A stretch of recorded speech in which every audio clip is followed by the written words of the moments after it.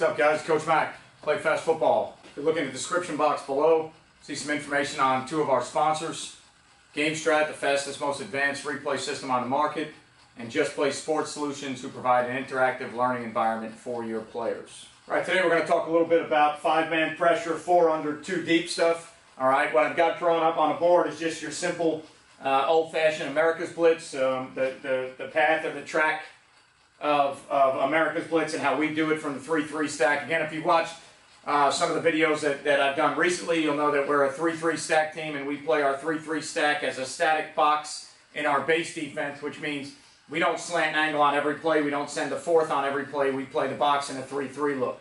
So when I start to build movement in and I start to look into pressures, all right, one of the things we go to right away is we don't go straight to a fourth rusher. Normally for us, we go from base to 5-man pressures, and we start to move based on who we're playing, what we're seeing, what we're trying to defend. So 4 under 2 deep stuff is really, it's nothing revolutionary, it's nothing new, it's been around for a long time. For us, the reason I like it so much is because we are a 2-read team, and because we base out of a lot of 2-high stuff.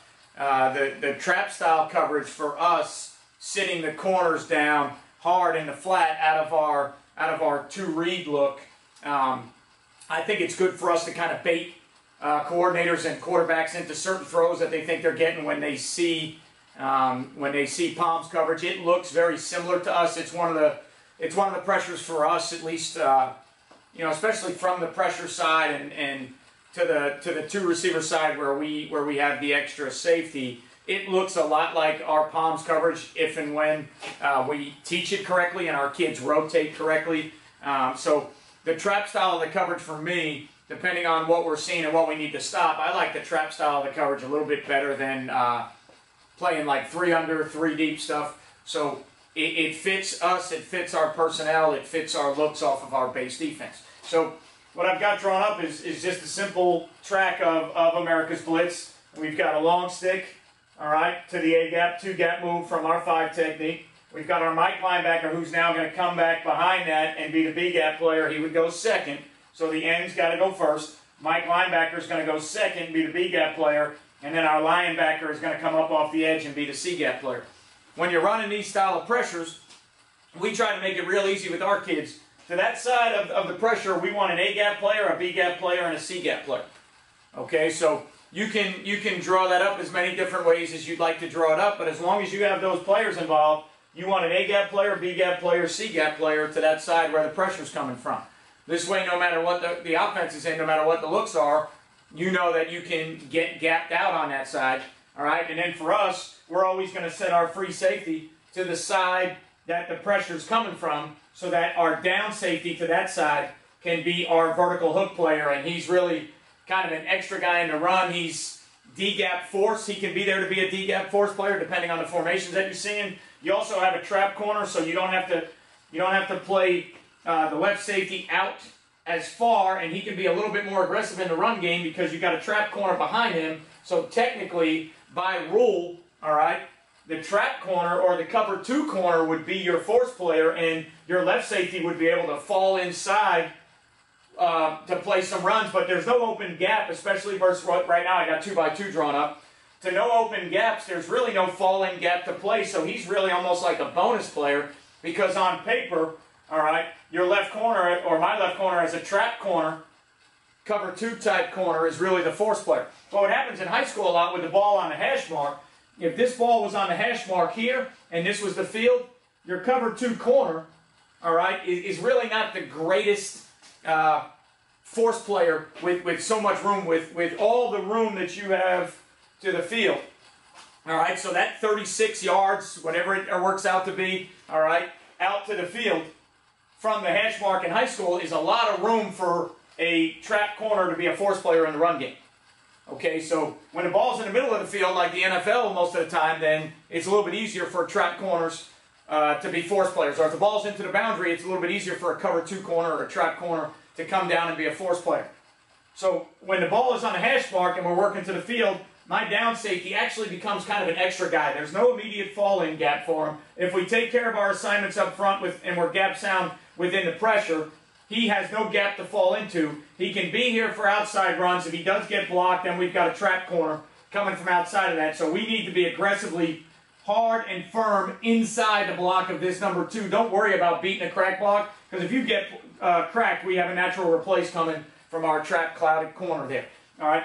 The thing that you lose a little bit in the coverage is we're not pressing the number 1 receivers. We're not rerouting the number 1 receivers. So any 2 verticals you get, you've really got to do a job of teaching your corners now. When they work inside the trap, if 2's going vertical, they need to start to sync and check out what's going on. They can read through the backfield. They can read through the end man on the line, whatever you want to teach them to read. They can read through the cue in the passing game. Big thing for me is if 2's vert, I got to sync, because if these 2 push vertical and I'm not rerouting the number 1, all right, depending on down and distance and what kind of read my backer on this side, who I call a vertical hook player, depending on what kind of read he gets into the boundary, he may be able to get some hands on 2 to help the safety, but we're not rerouting or jamming or funneling 1 like an old-fashioned cover 2 would be. So when you're playing a deep half guy, normally you want to get 2 receivers that are in the half. You want to get them closer to the safety. So you want this receiver to have to work inside and this receiver to have to work outside, so you can help your deep half safety out. When we're playing a trap concept, because we're trying to confuse the QB or the OC a little bit, we're not pressing that guy, so we don't get hands on 1. So when we give the trap look, if 1 releases vertical outside, that's a little bit of an issue for us. So what we've got to do is we've got to be able to do a good enough job. If 2's vert, all right, corner's got to be able to sync and help a little bit. All right, the corner may not be able to see 1 vert if he's got his back to it and it's kind of in his blind spot a little bit, depending on how good your corner is. But he really doesn't need to know if 1's vert. If 2's vert, he knows he's got to sync. Now, if 2 works his way to the flat, he doesn't have to worry about sinking as much, because now, with 2 to the flat, your safety only has 1 vertical threat. And in high school, we always want the vertical balls to go to number 1. We want the ball to go as wide as possible. All right, so we've got 2 what we call vertical hook players. Technically, in the run fit, my rush backer is going to be a B-gap fitter, usually into the boundary when we bring this pressure from the field. He's what we call a vertical hook player. Try and get inside number 2. Try not to let 2 cross your face. Try to make 2 take away the easy vertical throws to number 2. Same thing for the safety on this side. Trap corner, deep half, deep half. Our anchor's got to be a contained player here, and normally when we run this type of pressure, all right, depending on the type of kid that I have here, if it's into the boundary and I have a trap corner, I'm okay with him spilling any runs coming at him, all right, because now it keeps it consistent with his reads.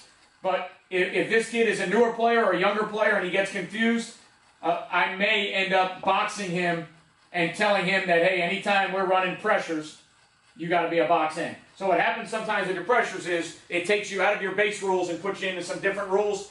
For me, depending on how old that player is, how good that player is, if I can keep a rule consistent for him and I have a forced player to spill the ball to, I'll keep his rule consistent. If I can't keep that rule consistent and I'm worried about it, I'll tell that end anytime he's working the edge of a pressure, he's got to be a box player, and then we'll have to fit our runs from inside out. So obviously in this picture, playing trap corner, if this was the boundary, I'd be fine with this kid spilling, bouncing the ball, sending everything out to the trap corner. It all depends on who this kid is, how good of a player he is, how old he is, what I think he can handle.